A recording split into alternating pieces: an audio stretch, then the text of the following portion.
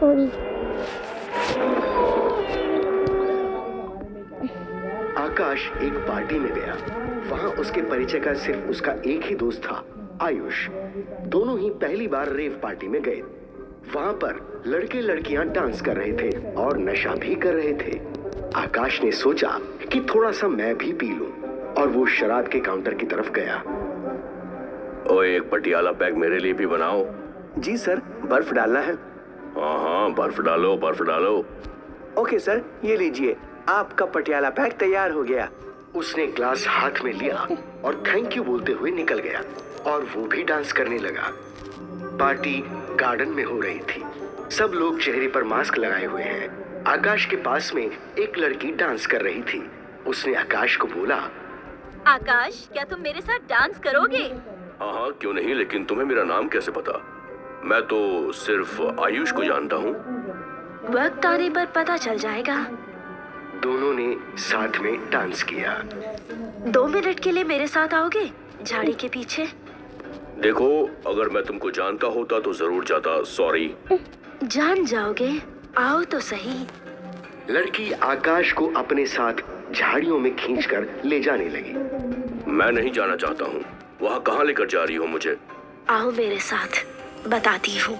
लेकिन आकाश उसके साथ जाने को तैयार नहीं था क्योंकि उसे डर लग रहा था। इसके बाद लड़की ने अपने चेहरे से मास्क हटा दिया। जैसे ही मास्क हटाया, लड़की का चेहरा बदल गया था और वो चुड़ैल बन गई। आओ मेरे साथ, तुम्हें अपने बारे में बताना चाहती हूँ। आकाश डर कर भागने लगा। भागते भागते गिर गया और बेहोश हो गया। आकाश को जब सुबह होश आया तो देखा कुत्ता उसके ऊपर सूसू कर रहा है। आकाश ने कुत्ते को भगाया। गार्डन में कोई नहीं था। वो झाड़ियों में अकेला पड़ा हुआ था। रात की बात वो याद करने लगा। वो बेहोश क्यों हुआ तो उसे याद आया कि एक चुड़ैल उसे झाड़ियों की तरफ खींच कर ले जा रही थी। आकाश ने सोचा, आखिर चुड़ैल मुझसे क्या चाहती थी? क्या वो मेरी जान लेना चाहती थी? हो सकता है मेरा खून पीना चाह रही हो। ये सोचकर उसने अपनी जेब में हाथ डाला और मोबाइल बाहर निकाला तो देखा आयुष के बहुत सारे कॉल्स आए हुए थे। आयुष को तुरंत कॉल किया। हेलो, मैं आकाश बोल रहा हूँ। आयुष, तुम इस गार्डन में मुझे अकेला छोड़कर चले गए? अरे, मैं कब से तुम्हें कॉल कर रहा हूँ। तुम कहाँ गायब हो गए? तुम्हारा पता ही नहीं चल रहा था। मुझे लगा शायद तुम घर चले गए, लेकिन घर जब फोन किया तो पता चला कि तुम वहाँ भी नहीं पहुँचे हो। इसलिए मैंने ढेर सारे कॉल किए, लेकिन तुम फोन अब उठा रहे हो। वैसे तुम कहाँ हो? मैं झाड़ियों में गिरा हुआ हूँ। मुझे रात में एक चुड़ैल खींच कर ले जा रही थी।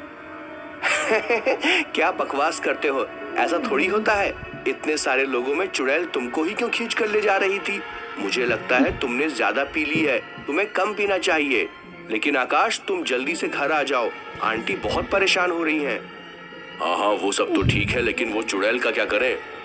अरे, कौन सी चुड़ैल? वही जो मुझे रात को खींच कर ले जा रही थी। पागल हो गए हो क्या? ऐसा कुछ नहीं होता। सपना देखा होगा तुमने। पहली बार पीने के बाद ऐसा ही होता है।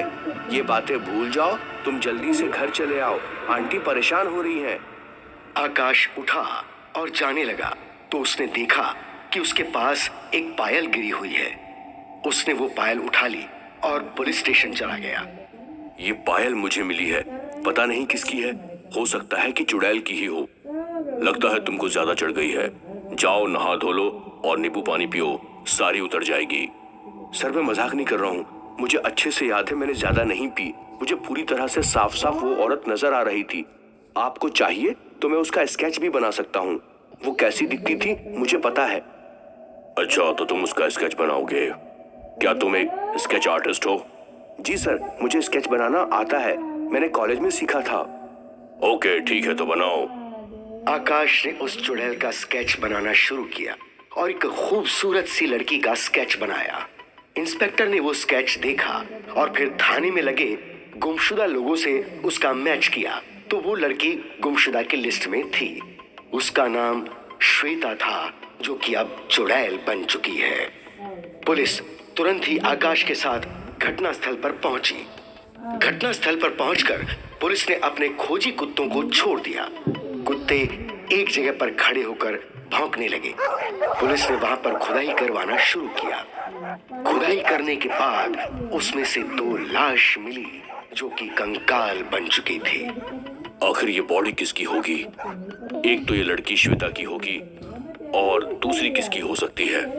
इंस्पेक्टर ने थाने में जाकर गुमशुदा की फाइल फिर से देखना शुरू किया कि उस दिन कौन कौन लोग गुम हुए थे। तो देखा जय नाम का लड़का भी गुम हुआ था, जिसकी रिपोर्ट लिखाने उसके पिताजी आए थे। इंस्पेक्टर साहब, रिपोर्ट लिख लीजिए। मेरा बेटा गुम हो गया है, 3-4 दिन से नहीं मिल रहा है। आपको क्या लगता है कि आपका बेटा कहाँ गया होगा? मुझे कुछ आइडिया नहीं है। आखिर वो कहाँ चला गया, उसके साथ क्या हुआ, अच्छा हुआ बुरा हुआ, मुझे कुछ आइडिया नहीं है। तभी ठाकुर आया। इंस्पेक्टर साहब, मेरी रिपोर्ट लिख लीजिए।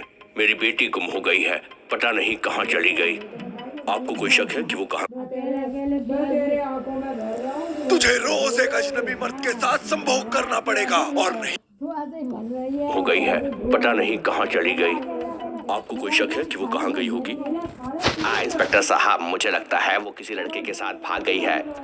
मुझे लगता है ये प्यार मोहब्बत का मामला है। इंस्पेक्टर साहब, अगर आपको खबर मिले तो मुझे बुला लीजिएगा। दोनों के पिताजी ने इंस्पेक्टर को फोटो देते हुए बोला, ये मेरी बेटी का फोटो है और ये मेरे बेटे का फोटो है। इंस्पेक्टर ने जीप निकाली और हवलदार के साथ श्वेता के घर पहुंच गया। ठाकुर साहब, आपकी बेटी की लाश मिली है और साथ में जय की भी लाश मिली है और आपका घर यहाँ से बहुत नजदीक है। मुझे शक है कि कहीं आपने ही तो इन्हें नहीं मारा। अरे मैं क्यों मारूंगा मेरे बच्चों को? वो मुझे जान से प्यारी थी, मैंने नहीं मारा। प्लीज कातिल का पता लगाइए। तभी अचानक से ठाकुर की आवाज चेंज हो गई। ठाकुर के अंदर श्वेता का भूत घुस चुका था और वो चुड़ैल बन गई। इंस्पेक्टर, इसी ने मारा है मुझे और मेरे बॉयफ्रेंड को, क्योंकि हम दोनों एक दूसरे से शादी करना चाहते थे और इसने अपनी झूठी इज्जत के लिए हम दोनों को गाड़ दिया और हम किसी नेक इंसान का इंतजार कर रहे थे जिसे हम अपने मदद के लिए बुला सके। और उस दिन आकाश मिल गया।